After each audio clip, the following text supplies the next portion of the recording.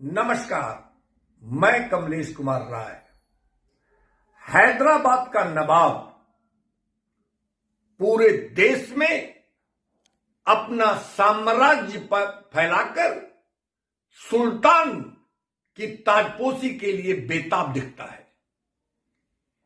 एक member parliament और एक विधानसभा सदस्य की पार्टी आज पूरे देश में राजनीतिक नेताओं के लिए आंख की किरकिरी बन चुकी है।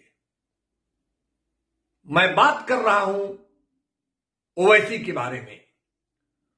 ओवैसी पूरे देश में जिस ढंग से चर्चा में हैं, वह एक बड़ी राजनीतिक उठापटक का संकेत माना जा सकता है।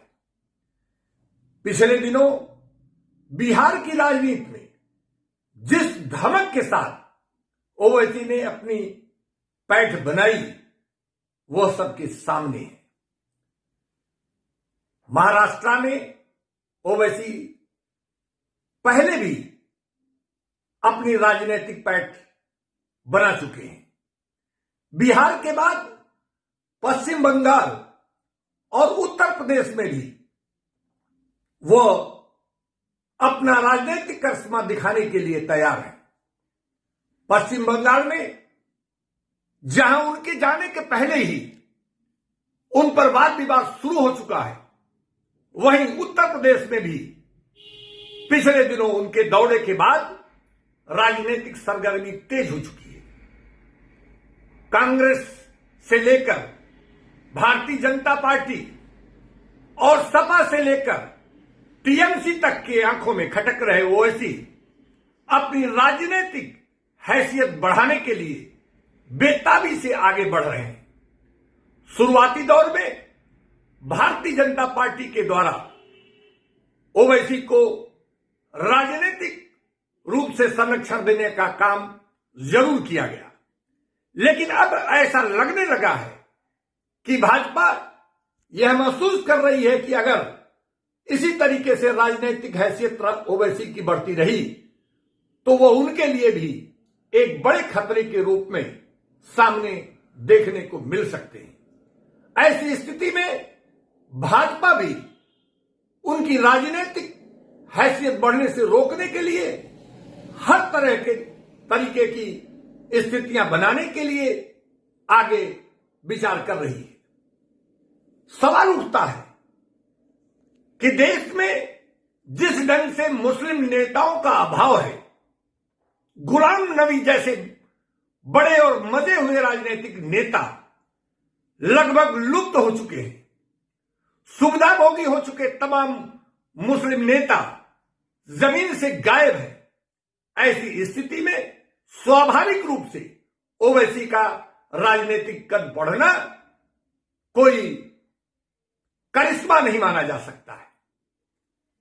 उत्तर प्रदेश में सपा भी जिस ढंग से पिछले दिनों संघर्ष करके आगे बढ़ी थी, अब वो स्थिति अखिलेश यादव के नेतृत्व में नहीं दिख रहा है।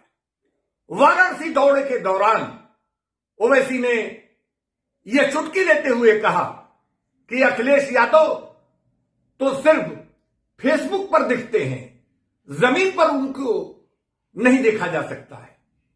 कहीं न कहीं यह बात खुद में सच मानी जा सकती है। बिहार में हम सभी ने देखा कि पूरे 35 से 40 दिन तक बिहार की राजनीतिक चुनाव में ओवैसी पूरी तौर पर अपनी हैदराबाद की टीम के साथ राजनीतिक चुनाव में मजबूती से खड़े दिखे। जमीन पर पूरी मेहनत से उन्होंने चुनाव लड़ा और उसमें कामयाबी हासिल की। वही स्थिति पश्चिम बंगाल और उत्तर प्रदेश में दोहराने के लिए वह तैयार खड़े हैं। पश्चिम बंगाल में जहां भारतीय जनता पार्टी से लेकर ममता बनर्जी तक की आंखों में खटक रहे ओवैसी, राजनीतिक हैसियत उनकी न बढ़ पाए, इसके लिए सभी परेशान हैं। वहीं ओवैसी बड़े ही सधे तौर पर राजनीति में अपना कदम बढ़ा रहे हैं और ऐसी उम्मीद मानी जा रही है कि पश्चिम बंगाल में भी उनकी एक अच्छी स्थिति में उभरने से रोका नहीं जा सकता है। वही स्थिति कमोबेश उत्तर प्रदेश में भी देखने को मिल रही है।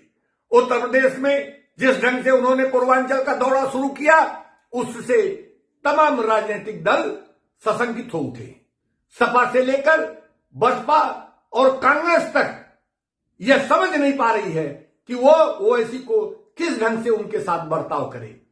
सबसे खास बात यह भी है कि यह भी लोगों को नहीं समझ में आ रहा है कि ओवैसी से आखिर में किससे तालमेल होगा, कौन करेगा तो उसका कितना फायदा होगा। यह तमाम ऐसी चीजें हैं जिस पर लोग अभी अपनी गुणाभाग करने के लिए में परेशान हैं और यही वजह है कि वो ओवैसी के बारे में खुलकर बोलने से बच रहे हैं।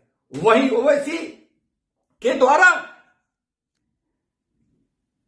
जहां वो लड़ने जाते हैं वहां के छोटे छोटे दलों से वो तालमेल कर बेहतर ढंग से मजबूती से वो राजनीतिक चुनाव लड़ते हैं, विधानसभा का चुनाव लड़ते हैं। और यह ओवैसी का कहना स्वयं में कहीं गलत नहीं है कि वो जहां भी लड़ते हैं मजबूती से लड़ते हैं, जमीन पर लड़ते हैं और उनके संघर्ष के पीछे उनका अपना एक मकसद होता है, उनका एक अपना लक्ष्य होता है और उससे किसी को परेशान होने की जरूरत नहीं है। वो अपने कद को नहीं, अपनी राजनीतिक स्थिति को बढ़ाने के लिए वो जिस ढंग से आगे बढ़ रहे हैं, वो एक राजनीतिक व्यक्ति के लिए वही सही नीति है और इस नीति पर चलते हुए ओवैसी अपने राजनीतिक कद बढ़ाने में कामयाब हो रहे हैं।